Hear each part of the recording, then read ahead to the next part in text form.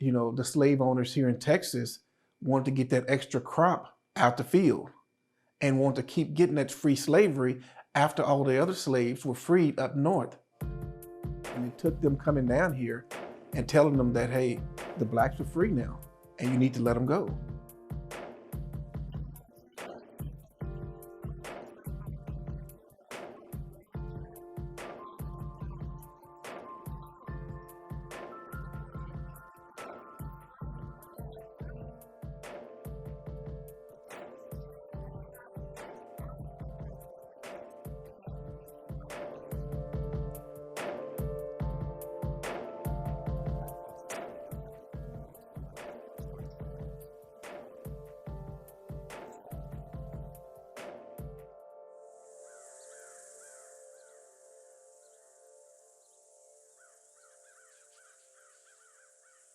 This community started with like 14 different families, and it was a total of 2,200 acres that was divided among these families.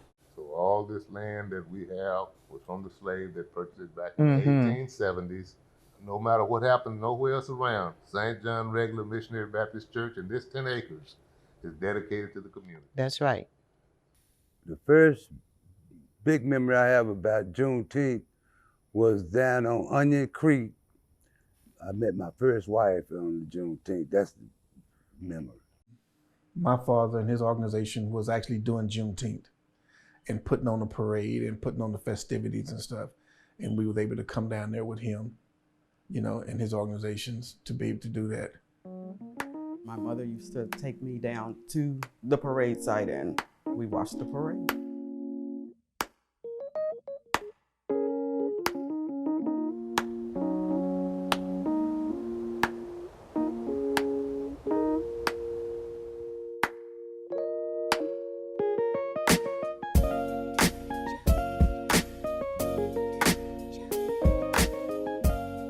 I grew up in Texas and I've been celebrating Juneteenth ever since I can remember as a little girl all the way through. It's been a special day to us because it was a day that we learned that we were free.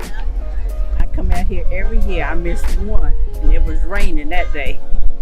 But hey, this is a celebration of my people. What I love about today, man, is Juneteenth, celebration of the freedom and liberation of our people. Got this RBG flag, red for the blood, black for the people, green for the land. It's all ours, you know what I mean? The main thing that people like to see is the dance groups, the horses, the cars that come through there, and the bands. They want something that's going to get them up and get them moving.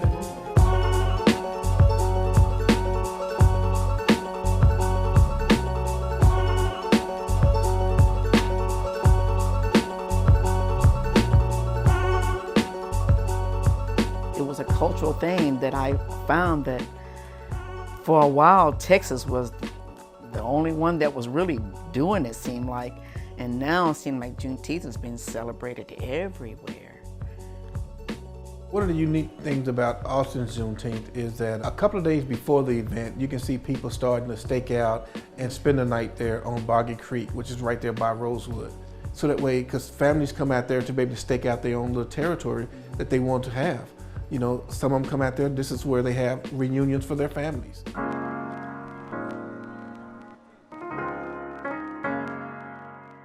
My name is Anthony Davis, and I'm here to celebrate June 19th with my family.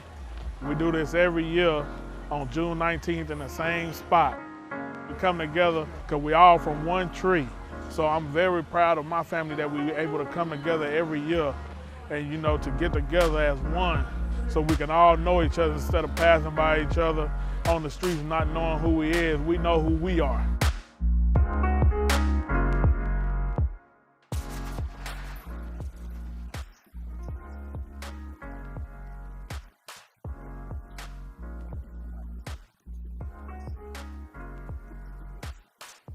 Once the slaves here in Texas got the word that they were free, they gave them the empowerment to be able to do what they want to do, the way they want to shape their lives, the way they want to shape their families' lives.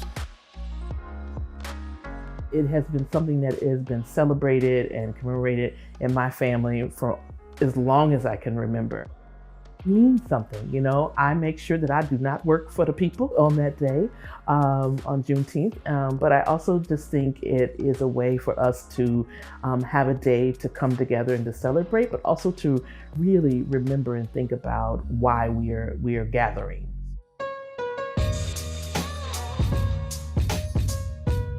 About 2 weeks ago, we installed this mural. We are celebrating Juneteenth. And Juneteenth is about freedom, and freedom is really in the mind and how you see yourself. So liberate yourself in your mind and the rest will follow. And that's all that matters. And this mural represents that, i.e. sunshine. It's about accepting the light that's around you and then radiating that light out into the world. And that's all it is. Happy Juneteenth to y'all. Happy everything. Out at Juneteenth, everything is fun and festive. You put them in that kind of environment. You talk about different things about Juneteenth, about the past, and it's not like that they're in the classroom learning or you saying, okay, sit here and listen to this because you got to learn this. But if you're making it fun for them, putting it in a different setting for them, they can learn. Had a wonderful time, learned about the Buffalo Soldiers, the important people that's just as important as an inventor, a scientist, a doctor, a legislator. So I learned about all this stuff, you know, during Juneteenth.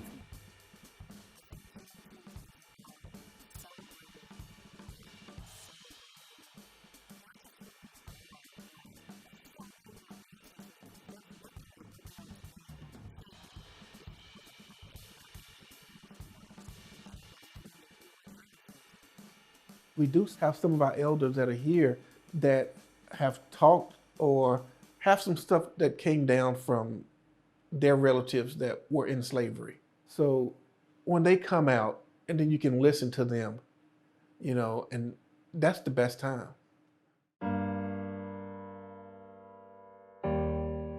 Witnessing the results of slavery, it was hard, and I didn't feel so free at 15 and 16 years old. But today I kind of realize all the stuff that I went through at that time made me the person that I am. But I couldn't see it during that time. So in the 19th of June, I can really appreciate it today. But I didn't always. One of the things that my elders, you know, told me the reason why we celebrate Juneteenth is so that way our younger folks can learn because they're not teaching it in the schools. The more of our elders pass away and go, the history is gone. You know, unless they pass it down to us, nobody ever know.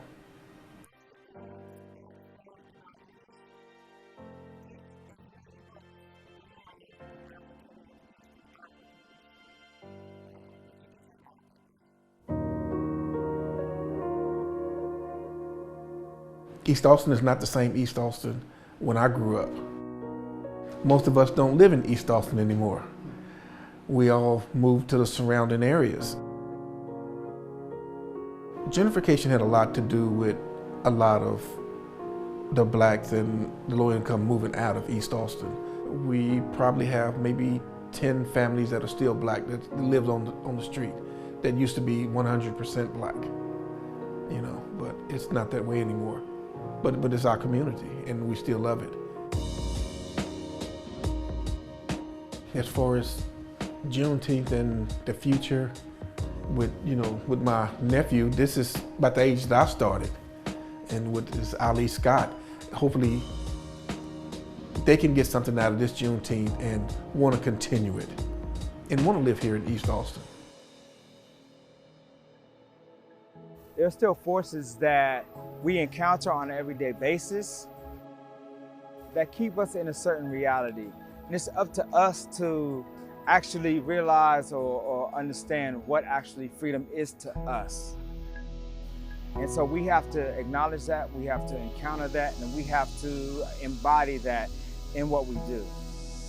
And freedom is not necessarily that you have a job, or freedom is not that you have a certain house or you wear certain clothes. Freedom is actually a mind state.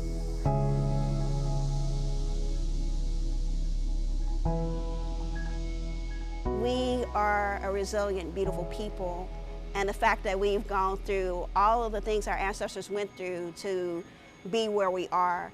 And there's that quote about being our ancestors' wildest dreams, and I also feel like we're our answer of their prayers, of being able to do what we're able to do.